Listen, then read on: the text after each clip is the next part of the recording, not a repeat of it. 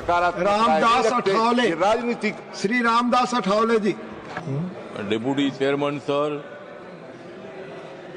इतनी हो गई है रात, मैं कर रहा हूं वक्त बिल पर बात। मैं दे रहा हूं मोदी जी को साथ, मैं दे रहा हूं मोदी जी को साथ, इसलिए कांग्रेस को मैं दिखा रहा हूं हाथ। मोदी जी तो मुसलमानों की बात करते हैं, मोदी जी तो मुसलमानों की बात करते हैं, लेकिन कांग्रेस वाले मुसलमानों का आघात करते हैं। मोदी जी तो गरीबों की बात करते हैं और हमेशा नरेंद्र मोदी जी ने मुसलमानों की, माइनॉरिटी की, दलितों की, गरीबों की बात की है। अध्यक्ष महोदय, ये बिल जो है, बिल बहुत ही सभी मुसलमानों को, मैक्सिमम मुसलमानों को, 90% मुसलमानों को न्याय देने वाला बिल है। ये जो बिल है, ये बिल असंवैधानिक नहीं है। डॉक्टर बाबा साहब अम्बेडकर जी ने संविधान बनाया, उस पार्टी से मैं आता हूं। मेरी पार्टी आरपीआई है, रिपब्लिकन पार्टी ऑफ इंडिया, और मेरी पार्टी मोदी साहब के साथ, एनडीए के साथ है।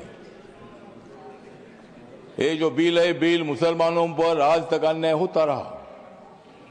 Congress party divide and rule की पॉलिसी करने का काम करती रही और मुसलमानों को, दलितों को न्याय नहीं मिलता था। आज मुझे लगता है कि जो ये बिल आया है, हमारे किरण रिजिजू जो ट्राइबल कम्युनिटी के बुद्धिस्ट है, माइनॉरिटी के हैं, और इसीलिए मैं बताना चाहता हूं कि हम किसी को भी नहीं जाएंगे शरण, हम किसी को भी नहीं जाएंगे शरण, क्योंकि माइनॉरिटी के मिनिस्टर है रिजिजू किरण।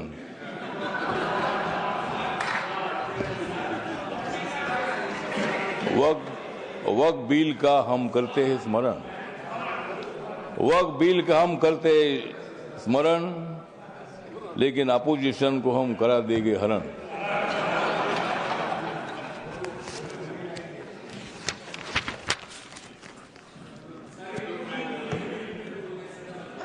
नरेंद्र मोदी जी है मुसलमानों के सच्चे वाली, नरेंद्र मोदी जी है मुसलमानों के सच्चे वाली।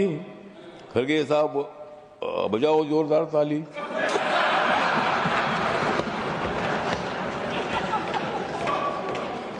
मत दे दो रोज मोदी साहब को गाली, मत दे दो रोज मोदी साहब को गाली, नहीं तो कुर्सी करो खाली। विरोधी दलों की रात हो रही है काली, विरोधी दलों की रात हो रही है काली, नड्डा साहब बजाओ तुम भी ताली।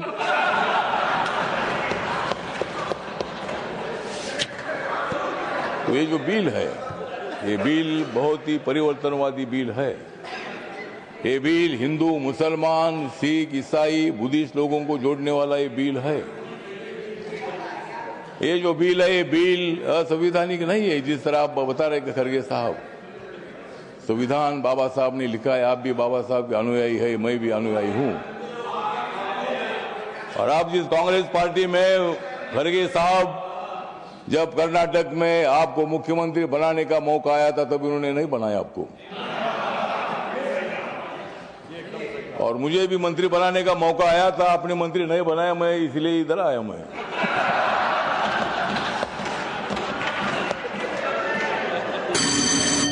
लेकिन मैं आया, लेकिन आपने तो मंत्री पद का विषय नहीं है।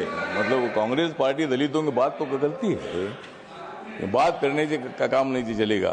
जिस तरह मोदी साहब निर्णय लेते हैं, मोदी साहब सत्ता में आने के बाद उन्होंने बहुत सारा परिवर्तन करने का काम किया है।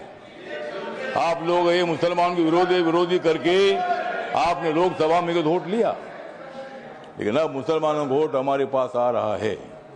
ये बिल पास होने के बाद सारे मुसलमान हमारे साथ आएगी, आपके साथ तो कोई नहीं रहेगी। हमारे साथ मुस्लिम समाज आएगा, हमारे साथ दलित समाज आएगा, हमारे साथ सिख समाज आएगा, हमारे साथ क्रिश्चियन समाज आएगा, ओबीसी समाज आएगा, ब्राह्मण समाज आएगा, सब समाज आएगा। हाँ हाँ, उनके पास कुछ नहीं रहेगा, मतलब उनके पास कुछ नहीं रहेगा तो ठीक बात, कुछ ना कुछ उधर भी होना चाहिए। अपोजिशन की हमें आवश्यकता है, कुछ वोट उनको मिलना ही चाहिए, लेकिन मैक्सिमम वोट हमको मिलेगा।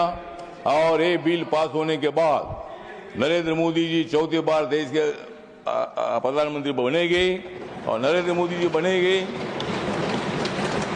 जी बनेंगे तो मैं भी बनूंगा।